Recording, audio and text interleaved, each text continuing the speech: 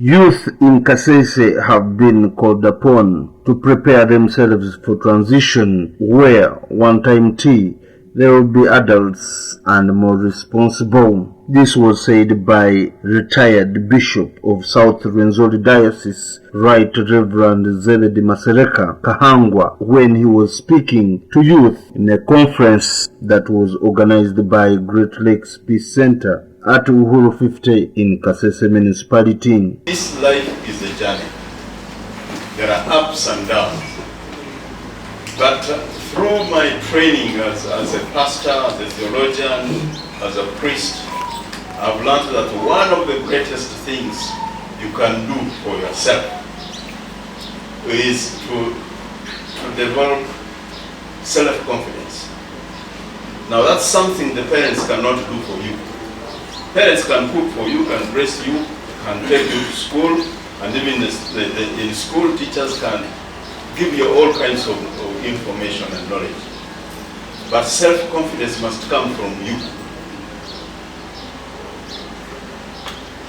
And for me, what has happened to me is to develop my own self-confidence. The scriptures, I think it is Psalm 139, verse 13 and 14. It says, "You are wonderfully, wonderfully made." When I read such things, and I know that I'm created in God's image, I think I am a princess. I am important. I have great value. And no one can just kick me around or step on me. Omundu eriyimenya value yawo nikyuma kwa bendu ebukateka uwa developing iwe uwene.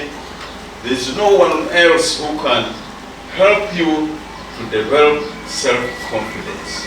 And yet this is something that you need. Inferiority complex is very bad.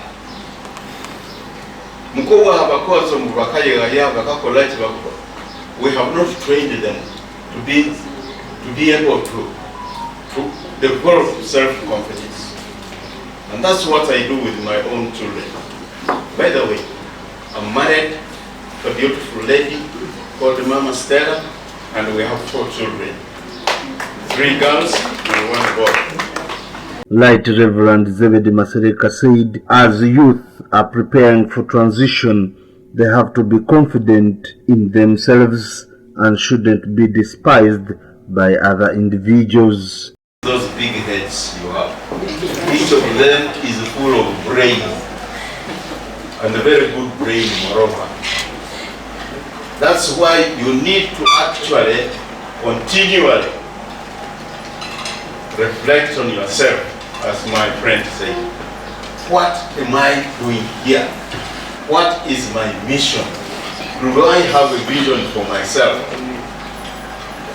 Now, those are some of the things which helped me to actually, I think I can blow my trumpet. I was entrusted with several things when I started ministering in the church.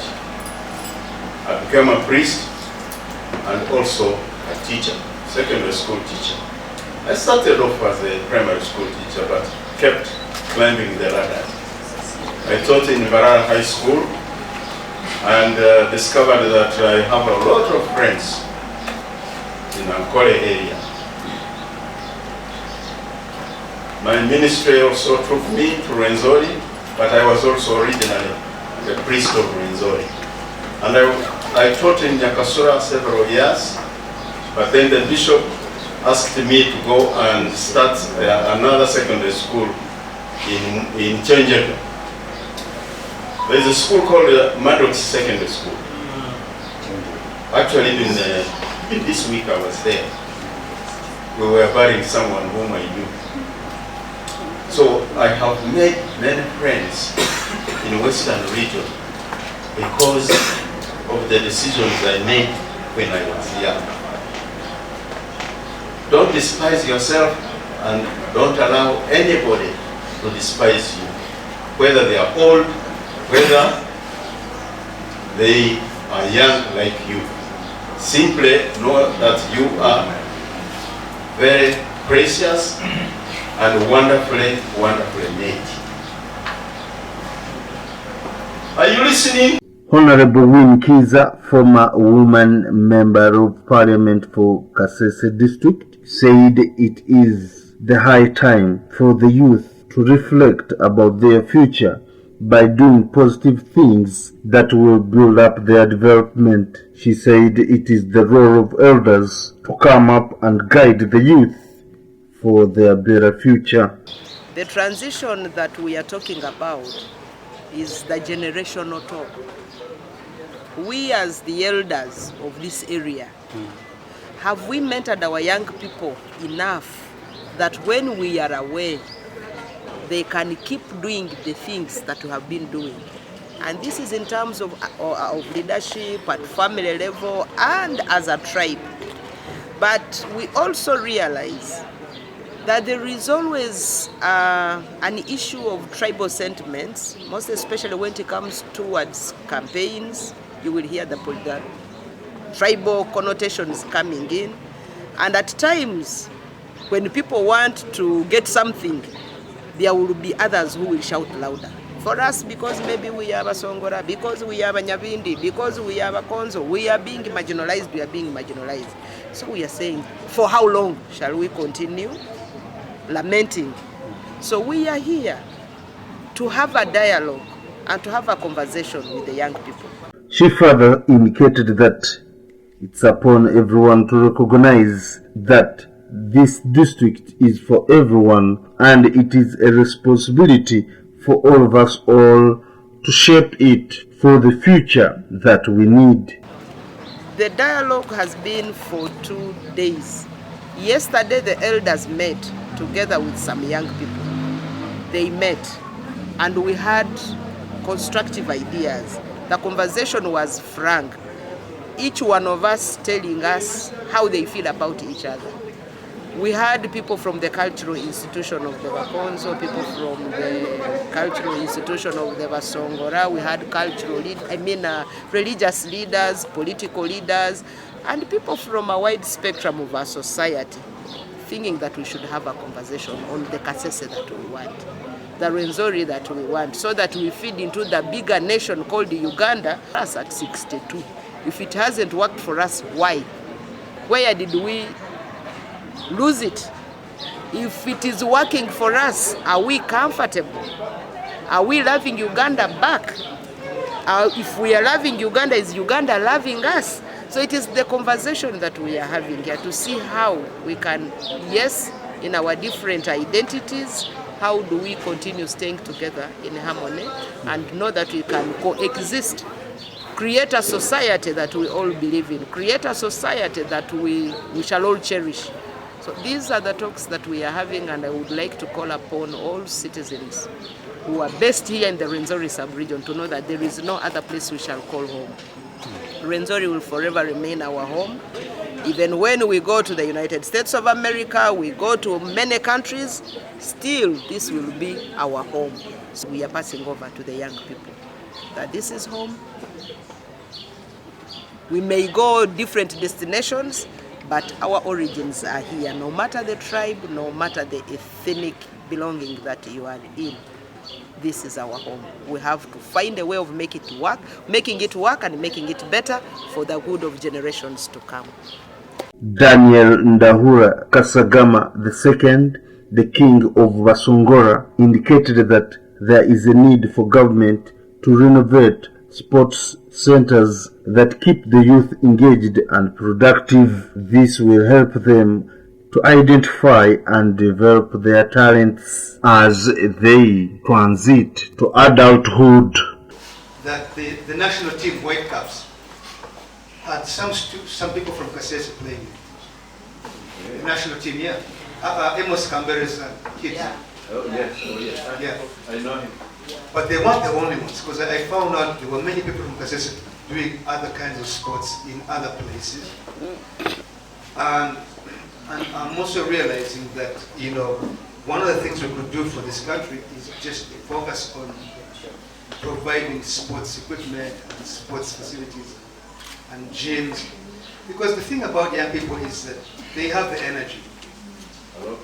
And the reason they are on phones is because they have nothing else to do. But if the person thinks, you know, if I run a marathon, which is a great thing that's happened now, finally in Kasese, that we have an international marathon that's been registered here. Maybe that's going to help us also. I didn't plan to make a speech, so maybe what I can say, what else can I say about... Afan Abdallah, the team leader for Great Lakes Peace Center, highlighted on the need of open and identity talks that will shape the youth into the future they need. As you can see yesterday, when we had the identity talks, the old people, the experienced people in the economic class, experienced and old people in the political class, the experienced and old people in the social class were in one room discussing the challenges that are happening to this district. Kasese district has for a very long time been a center of conflict. And one of the reasons why Great Lakes Peace Center feels it's the right time for us as the people of Kasese to come up with solutions for our own challenges. The identity talks yesterday brought up a very open discussion where people really shared a lot of burden that has been on their heart, mind and soul. They openly brought it out, and it created space and gaps for reconciliation, for coexistence, for love and humanity. And today we engaged the youth, and the reason why the youth were engaged today is the statement of transition.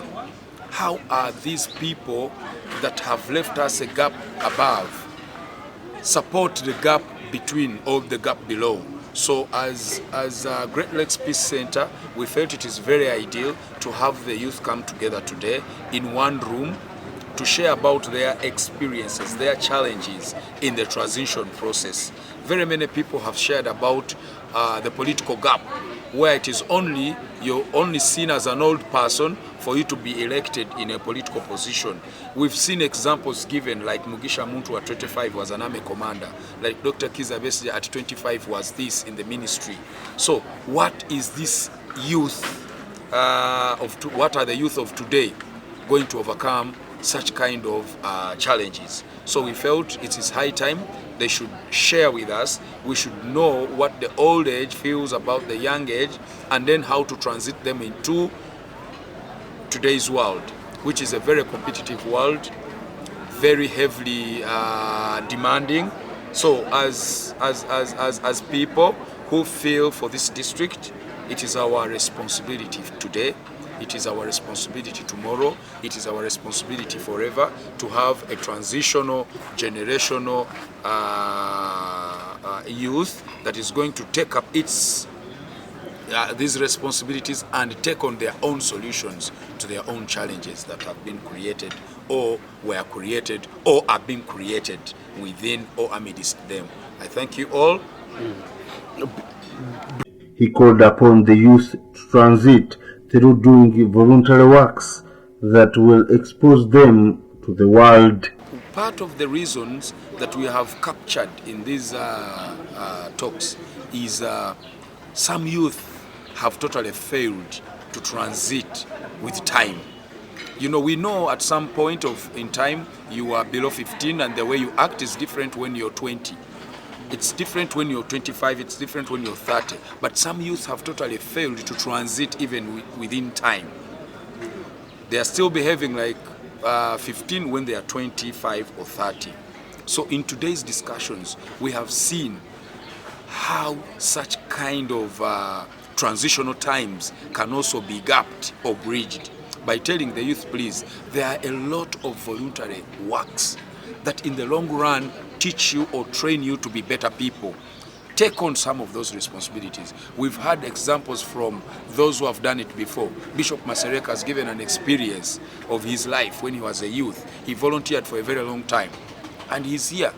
Everyone is talking good about him. But it was the time that he gave to have this space covered.